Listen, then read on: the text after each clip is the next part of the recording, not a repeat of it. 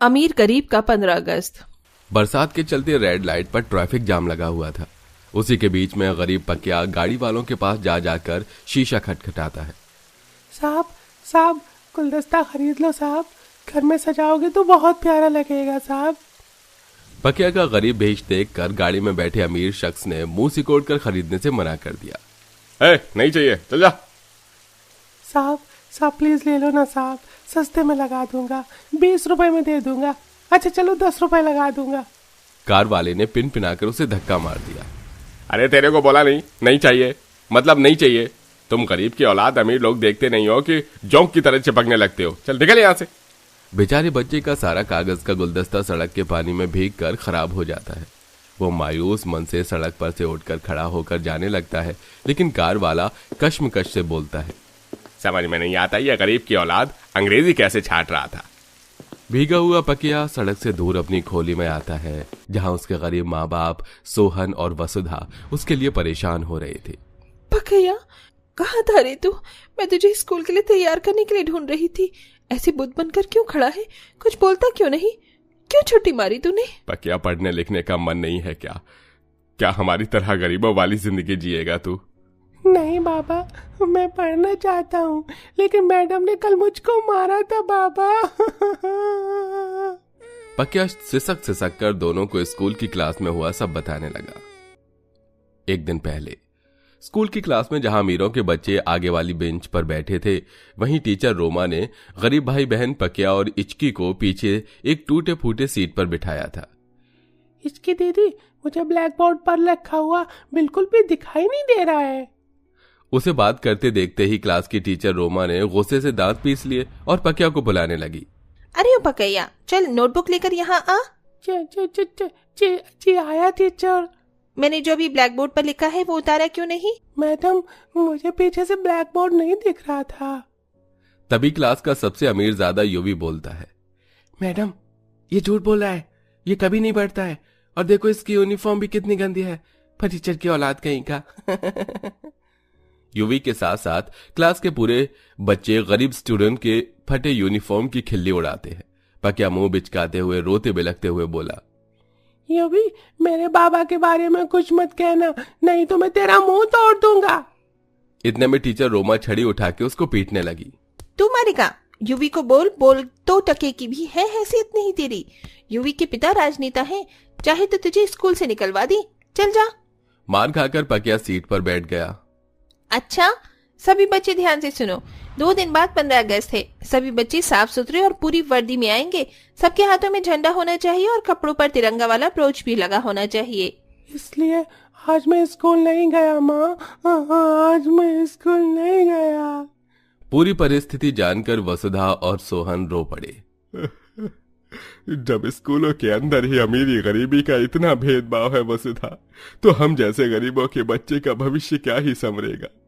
पकिया तू चिंता मत कर, अभी 15 अगस्त में 2 दिन है, मैं तुझको झंडा वर्दी सब लाके दूंगा। वसुधा घर आंगन की साफ सफाई करने लगती है। तभी वो देखती है कि आस पड़ोस के बड़े से बंगले में बड़ी चमक दमक छाई हुई थी। लगता है आज सविता काकी के बंगले में कुछ है। हाँ हो सकता है 15 अगस्त में राजनेताओं की पार्टी होगी। वो खुद भी तो राजनेता है। बस भगवान आपसे यही विनती करती हूँ कि इस बार 15 अगस्त हम गरीबों के घर के लिए भी अच्छे से बीते। तभी सविता जिंदल की बहू परिणति, जिसे पैसों की बहुत ऐंठ थी और मिजाज से वो घमंडी भी थी, वो वसुधा की खोली में आती है, जहां बरसात के चलते कीचड़ कीचड़ मची थी, जिससे मुंह भेद काते हुए उसने कहा, छी कितनी गंदगी में रहती है तू। पता नहीं मम्मी जी ने कहाँ भेज दिया मुझे, मेरी इतनी महंगी साड़ी खराब ना हो जाए। अरे परिणीति भाभी जी, आप मुझ गरीब के द्वार पर आइए ना। ओह हेलो गरीब बहन जी, ये रिश्ते लगाने की जरूरत नहीं है। कॉल मी मैडम, राजनीता के घर की बहू हूँ मैं। परिणीति की बातों में साफ साफ घमंड झलक रहा था, लेकिन एक सच ये है कि इस दुनिया में आज के टाइम में जिसके पास पैसा है, इज्जत भी उसकी ही है। चल अब जल्दी से, मम्मी जी ने बुलाया है तुझको। सविता वसुधा की मजबूरियों को जानती थी, इसलिए जब कभी उसके बंगले में किसी भी तरह की पार्टी का आयोजन होता तो बर्तन करने उसे बुलाया करती थी, जिससे उस गरीब माँ के 4 पैसे बन जाते थे। सविता स्वभाव की नरम दिल थी, क्योंकि वो गरीबों के दुखों को समझती थी। नमस्ते काकी जी। आओ सविता, दरअसल अगले 15 अगस्त के दिन तक राजनेता आएंगे जाएंगे, तो तुम बर्तन और जूस पानी की व्यवस्था देख लेना। जी जरूर। वसुधा सब मेहमान को जूस परोसती है और फिर बर्तन का ढेर धोने लगती है। तभी परिणीति का बेटा आ जाता है। मम्मी, मैं घर आ गया। युवी, माय लवली सन, तू आ गया? How was your school day? Fantastic mummy, कल मेरे स्कूल में 15 अगस्त का कल्चरल प्रोग्राम है। मैं भगत सिंह बन रहा हूँ। आप मुझको ड्रेस दिला देना और झंडा भी, और हाँ, तिरंगे वाले बैंड और ब्रूश। बिल्कुल बेटा, मैं तुम्हें सब कुछ दिला दूंगी। फिर तुम अपने स्कूल में 15 अगस्त के कल्चरल प्रोग्राम में सुंदर सुंदर बनकर जाना। वैसे भी हम इनके जैसे गरीब थोड़ी हैं, हमारे पास पैसे की कोई कमी थोड़ी है। ये कहते हुए परिणीति गरीब वसुधा को ताने मारने लगती है। वो झूठन बर्तन मांजती हुई इसे नीचे करके लुक छिप कर रोने लगती है। हे भगवान, कल 15 अगस्त है, कहीं मेरे बच्चों के चेहरे उदास न हो जाए। कितना टाइम हो गया हम दोनों को पड़ोसी हुए, लेकिन परिणीति का रवैया वैसा का वैसा ही कड़वा है जब हम यहाँ आए थे। जब सोहन अपने गरीब बेबी बच्चों को लेकर घर बनाने में ठेकेदारी करता था और उसी जगह में रहता था। ले भाई सोहन, तेरे इस पूरे ठेके के 15,000 में से तुम लोगों को खिला पिलाकर ये 5,000 तेरे। इस सीजन में तो बस यही घर बने थे, अब नया ठेका अगले साल आएगा। 5,000 रुपए में परिवार का पेट पालना और उसके सस्ता घर ढूंढते हुए सोहन महंगे इलाके में आ जाता है, जहां एक तरफ अमीर लोगों की ऊंची ऊंची कोठियां बनी थी, वहीं दूसरी तरफ गरीबों की बस्तियां, जहां बीचों बीच नाली का पानी बहता था। भगवान की दया से 2,000 रुपए में खोली मिल गई वसुधा। अब हम यहीं रहकर अपने दोनों बच्चों को पढ़ाएंगे लिखाएंगे। मैं नहीं चाहता कि अनपढ़ गवार रह जाने के चलते जैसे इस आजाद देश में भी हम तुम गुलामों की जिंदगी जी रहे हैं, हमारे बच्चे भी जिए, पढ़ लिख कर बड़े अफसर बनेंगे, अपने पिता का नाम रोशन करेंगे, है ना नाड़ो? तब 8 साल की इचकी ने गंभीरता से कहा, हाँ पिताजी, मैं मन लगा कर पढ़ूंगी एकदम अच्छे से। एक तरफ अमीर परिवार कोठी में बसा था, वहीं दूसरी तरफ गरीब परिवार कमा खाकर जिंदगी जी रहे थे। तभी एक दिन युवी की फुटबॉल आंगन में आ गिरती है, जहां दोनों बोरी पर बैठकर पढ़ रही थी। उनकी कॉपी का पन्ना गंदा हो जाता है। युवी अकड़ते हुए बोला, ओए फटीचर, चल बॉल पास कर। क्यों, हम क्या तुम्हारे गुलाम लग रहे हैं? खुदा के ले लो। तभी परिणीति पिनकते हुए आ जाती है और उसका कान मरोड़ देती है। दो कौड़े की करीब की औलाद, तेरी हिम्मत कैसे हुई मेरे बेटे से इस तरह बोलने की? अगर आज के बाद मेरे बेटे की बॉल यहाँ गिरी और तूने नहीं दी ना, तो तेरा हाथ तोड़कर तेरे हाथ में दे दूंगी। माँ बचाओ। इसकी मेरी बच्ची तो ठीक तो है, छोड़िए छोड़िए इसे। तभी वहां से कार में जाते हुए कबीर अंदर आ जाता है। परिणीति, छोड़ो बच्ची को, ये क्या तरीका है गरीब को सताने का? हाँ, चलो चलो यहां से। और तू युवी, चल। माफ करना बहन, तुझको तो मैं देख लूंगी, मैंगो की टिंगी।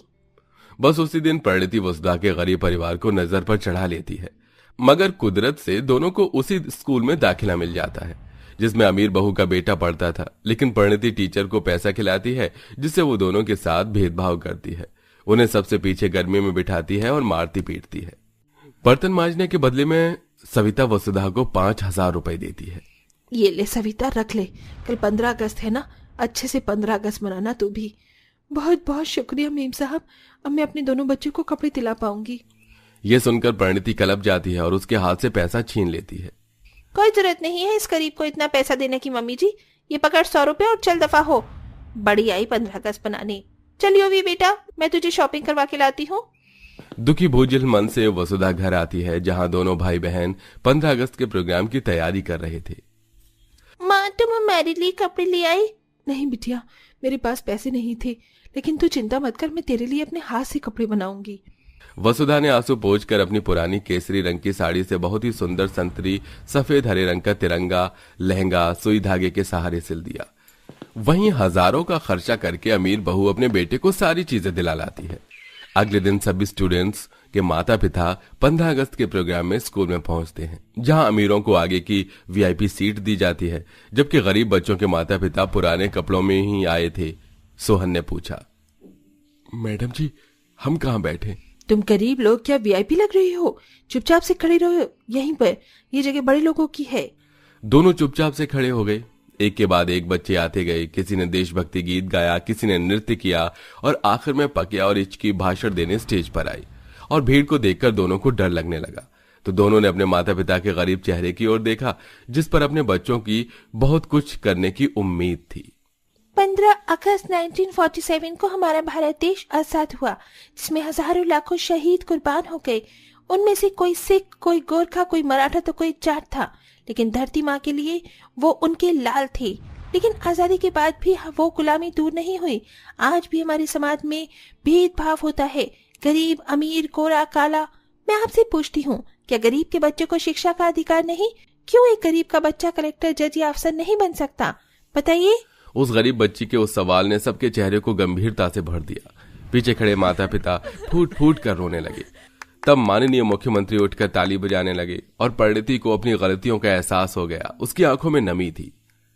ये बच्चे इस देश का कल है, इस आजादी के महोत्सव में और इस कल्चरल प्रोग्राम के विजेता हैं।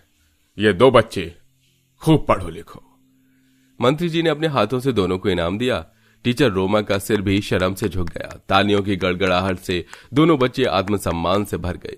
अंत में दोनों पास आकर उनसे माफी मांगते हैं। मुझे माफ कर दो वसुधा, मैं तुम्हारे बच्चे को हमेशा पीछे किया।